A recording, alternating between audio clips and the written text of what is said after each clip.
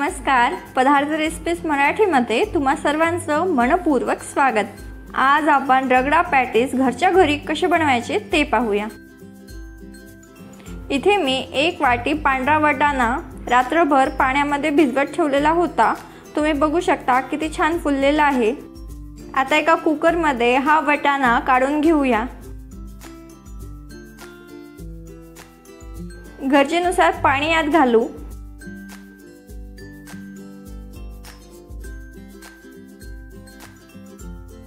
थोडंसं तेल देखील घालूया। त्याचबरोबर एक अर्धा चमचा हळद घालू आणि झाकण लावून मध्यम आचेवर 3 ते 4 शिट्ट्या काढून घेऊ।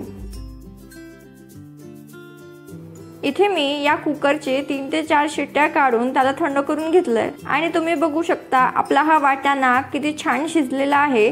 आता आपण रगडा करायला घेऊया। सर्वप्रथम एका कढईमध्ये 1.5 चमचा तेल घेऊ।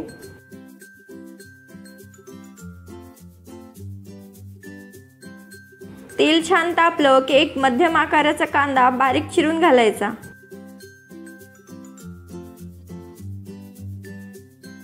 कांदा हलकासा परतला की मी यामध्ये अर्धा चमचा आलं आणि लसणाची पेस्ट घालत आहे आणि ही आलं लसणाची पेस्ट देखील आपण 1 मिनिटभर छान परतून घेऊ। लसणाची पेस्ट छान परतली की यामध्ये एक मीडियम साइजचा टोमॅटो घालूया। त्याचबरोबर चवीप्रमाणे मीठ देखील घालू। 1 चमचा लाल मिरची पावडर, त्याचबरोबर थोडीशी हळद देखील घालायची।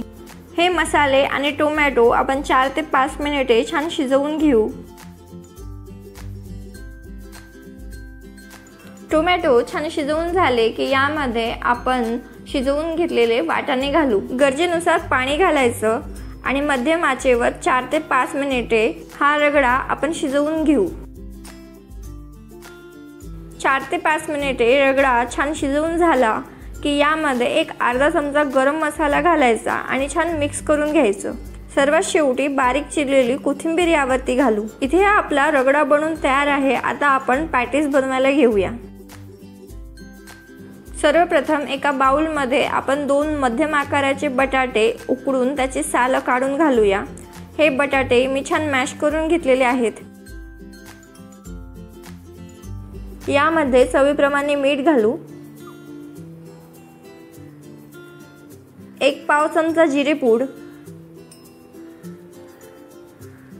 1 पाव चमचा धनेपूड,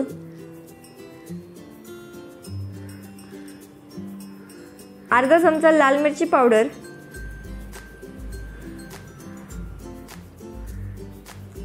1/2 चमचा आलं आणि लसणाची पेस्ट आणि आपली ही पॅटीस छान चटपटीत होण्यासाठी 1/2 चमचा चाट मसाला घालायचा। इथे मी पाववाटी पोहे स्वच्छ धुवून हलकेसे भिजवून घेतलेले आहेत, पण या पोह्यामध्ये अजिबात पाणी असायला नको। तुम्ही पोह्याऐवजी ब्रेड क्रम्स वापरले तरी चालेल। हे पोहे हाताच्या साहाय्याने थोडेसे क्रश करून यामध्ये घालूया आणि सर्व साहित्य छान एकजीव करून घेऊ। इथे मी सर्व साहित्य छान एकजीव करून घेतलेले आहेत। आता हाताला थोडंसं तेल लावून घेऊ जेणेकरून हे सारण हाताला चिटकणार नाही आणि हाताच्या साहाय्याने व्हिडिओमध्ये दाखवल्याप्रमाणे याला पॅटीसचा आकार देऊन घेऊ। अशाच पद्धतीने आपण सर्व पॅटीस करून घेऊया। इथे मी एका पॅन मध्ये 4 ते 5 छोटे चमचे तेल तापवत ठेवलेलं होतं। आपण यामध्ये तयार केलेले पॅटीस ठेवून घेऊया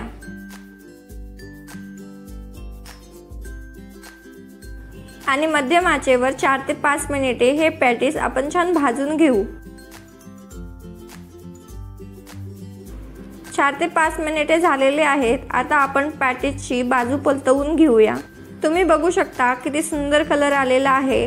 आता दुसऱ्या साइडने देखील हे पॅटीस आपण छान भाजून घेऊ। थोडंसं तेल घालायचं म्हणजे आपले हे पॅटीस छान भाजले जातात। 4 ते 5 मिनिटांमध्ये आपले हे पॅटीस बनून तयार होतात। आता आपण रगडा पॅटीस करायला घेऊ। सर्वप्रथम एका प्लेटमध्ये आपण बनवलेले पॅटीस ठेवून घेऊया।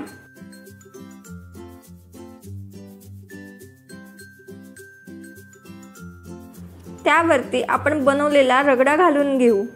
आता यावरती आपण चाटच्या चटण्या घालून घेऊया। चाटच्या चटण्या कशा बनवायचा याचा व्हिडिओ मी ऑलरेडी माझ्या चॅनलवर पोस्ट केलेला आहे, त्याची लिंक डिस्क्रिप्शन बॉक्समध्ये। चाटची आंबट आणि गोड चटणी देखील घालायची। या चटण्या तुम्ही आवडीप्रमाणे कमी जास्त करू शकता। अगदी बारीक चिरलेला कांदा यावरती घालूया। त्याचबरोबर बारीक चिरलेला टोमॅटो देखील घालू। एक चिमूटभर लाल मिरची पावडर भुरभुरायची, थोडीशी जिऱ्याची पूड, त्याचबरोबर काळं मीठ देखील घालायचं। आणि आपली ही चाट छान चटपटीत व्हावी याकरिता आपण चाट मसाला देखील घालूया।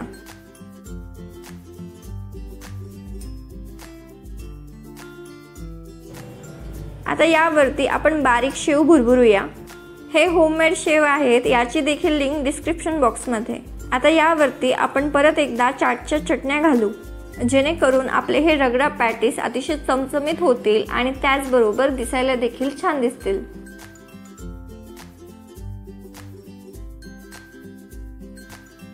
आणि इथे आपले अतिशय चमचमीत आणि चविष्ट असे रगडा पॅटीस बनून तयार आहेत।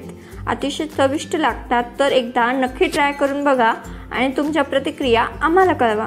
नेहमीप्रमाणे आजची ही रेसिपी आवडली असेल तर व्हिडिओला लाईक करा आणि अशाच नवनवीन रेसिपीसाठी पदार्थ रेसिपीज मराठीला सबस्क्राईब करायला विसरू नका।